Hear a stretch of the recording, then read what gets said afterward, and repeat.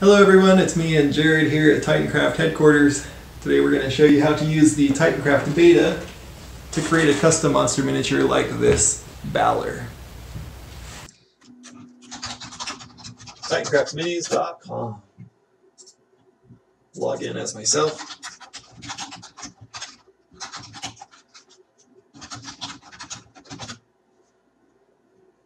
Here's the editor. We're on version 0.4.0. Okay, so to add a new character, I'm going to go to the plus on the left here. We'll do a Balor. So here I've got my base model. You can click parts here and swap them out with other parts. I actually like these horns best. We'll be fleshing out our library as time goes on. So, I guess to start, I'll give him a costume. Go to the clothing tab, give him some armor bits and bobs.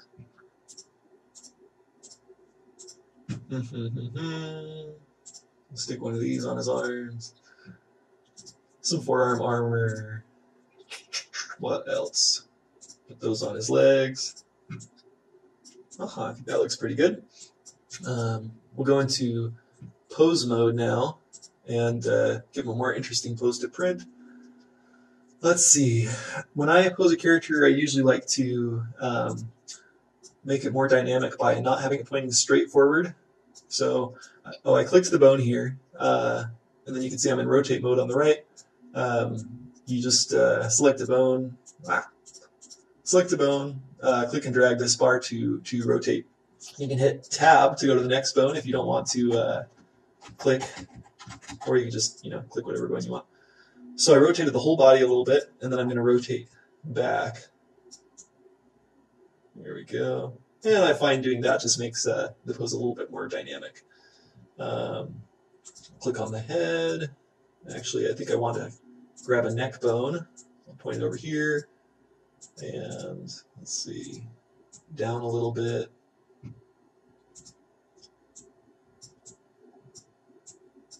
think I'll make this guy about 4 inches tall, so he'll be looking down at the adventurers. Let's close that mouth.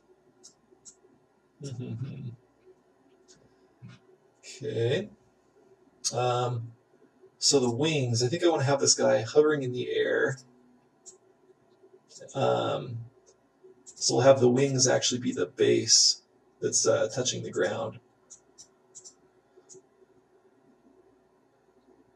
And I'm going to use the move tool and just drag this out a little bit.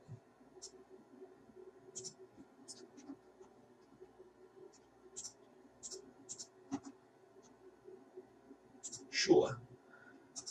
Grab the other wing and do something similar.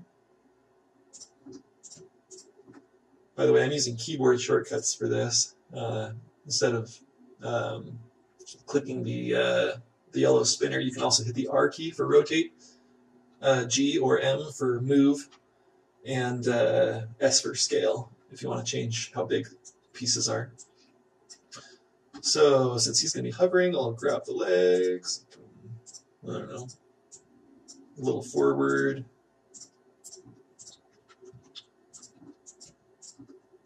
Point the toes.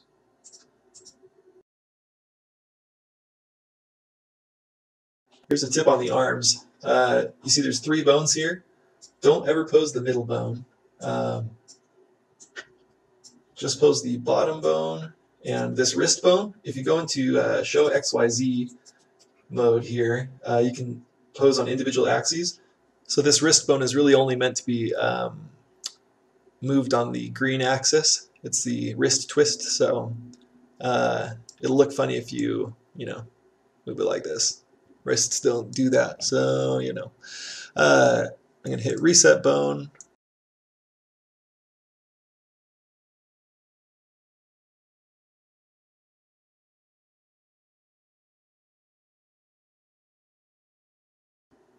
Yeah, that looks pretty good. It's probably a good time to save my work. Let's just call this guy Franco. Oh, I already have a character named Franco. I don't know. It's Benny. Okay. Good old Benny. Let's bring this arm forward a little bit.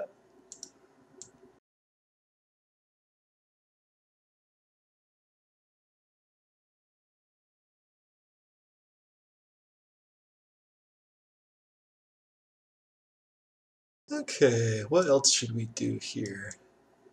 I think, so right now the wings are a little, they're not hitting the ground at the same spot.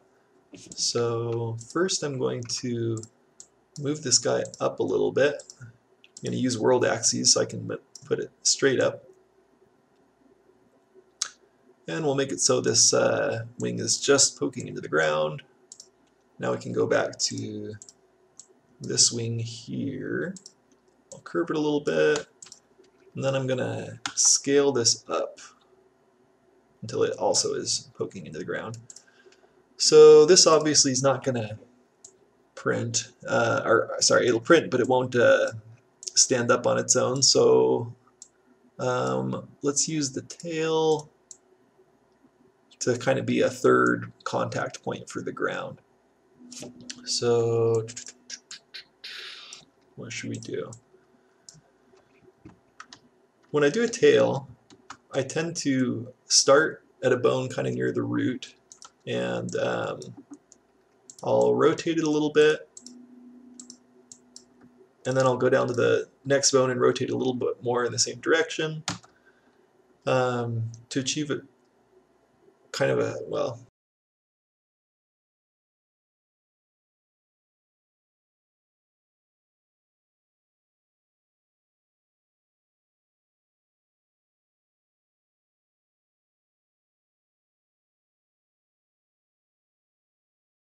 there we go. So that should do to be the third attach point for him to hopefully balance. We'll find out. So I think last thing I want to do before I export this is change some scales of stuff. So if we grab this shoulder piece, we can scale that up and make a huge shoulder piece, Warhammer style. Maybe I'll reposition it a little bit.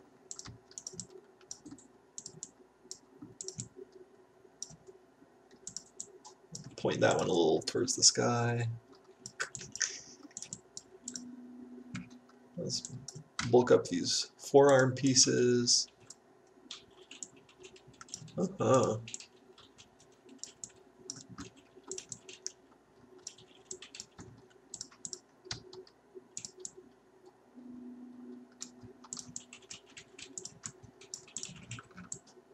Looks good. And then this Balor is kind of stocky. I think maybe I'll grab some pieces of the body itself and move them up to make him a little sleeker.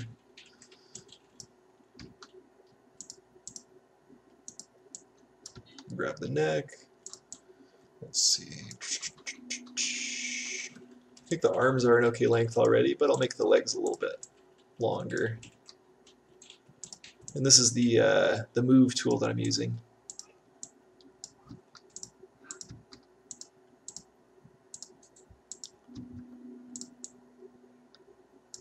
Yeah. So let's see. There's Benny. I'll save him. And I think that's good enough to export. Okay, so to export this guy, we'll go down to the menu here and do download STL, or you can hit Shift D. And here's Benny. So I'm going to open him up in Windows 3D Builder here. And there he is. Import. Got it. He looks pretty good. So in order to have a perfectly flat surface on the bottom to print him, I'm going to go to Edit, Split, and just drag this down to the bottom and up. There we go. So that we have a flat point on each of the wings and on the tail. Make it a little more likely that he'll stand up by himself. Okay, so we'll wait till that finishes slicing. Save him. Okay, so last step. Here's Chi2 box.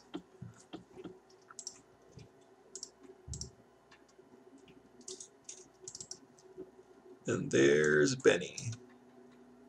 So other people are better at setting up files than I am.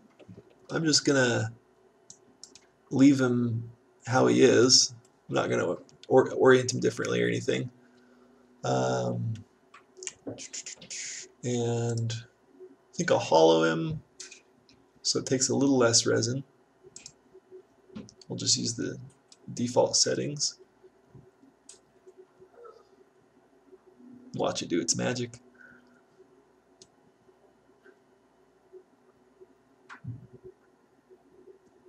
Cool. So it's hollow on the inside now, like me. We'll go into supports, and I'm just going to use the default settings, medium supports, and hit all. Poof. Look at all those supports. Yeah, we'll call this a test of Chi2 box and just print it as is. How do I go back? Slice. Oh, let's see. Yeah, it's set to my Frozen Sonic Mighty. Slice that.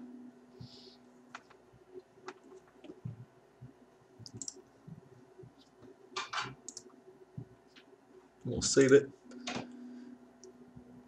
It's going to cost me $1.19 in materials, it says. It takes 7.5 hours. Oh, I think it's done. Print is done. Jared is going to go boil some water because my microwave's broken so that we can get these supports off. About that. Benny. Benny? Is that his name?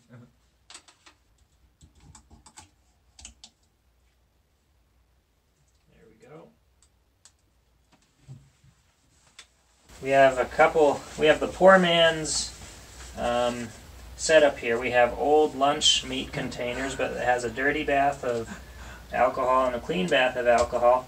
And then we have some yogurt. Now then we have hot water. So your first step is you want to put your print in the dirty bath. A bigger container would be nice, but this works. You just want to get all the sides. We're going to get people cleaning their prints with yogurt and then blaming us.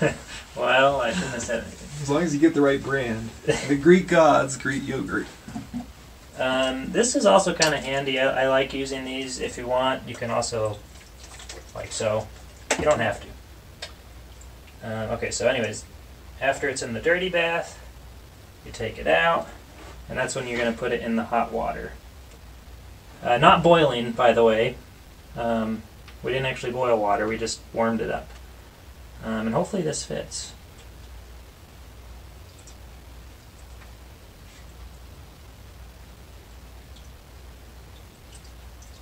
And the warm water is going to help the supports come off nicely. Or that's what we hope. So after putting it in the warm water, let's give it a shot. We'll just try using our fingers. Yeah, look at that. Oh yeah. And this is just not bad. Automatic supports. Yep. If you have a little razor or an X-Acto knife, you can use those. One of my personal favorites is precision tweezers. For this big model, you probably wouldn't need them, but if it's smaller, these really help.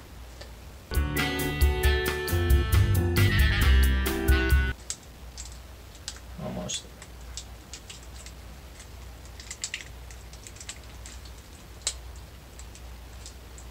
Alright, there he is. Okay, can we do a balance test? Sure. Stick him on a plate. Moment of truth. Alright, there we go.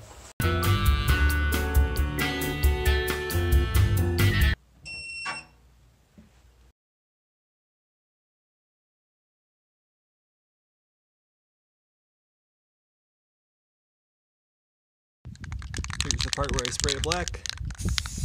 Now that it's primed, I'm going to put some rub and buff on it.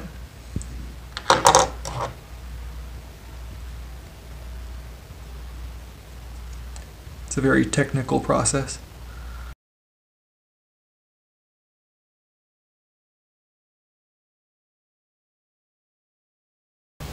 So there you have it. That's how you can make a customized Balor at home using our beta. If you have any questions, feel free to ask us in the comments below, or in a Discord, or on our Facebook or Twitter page, or wherever else you want to get a hold of us.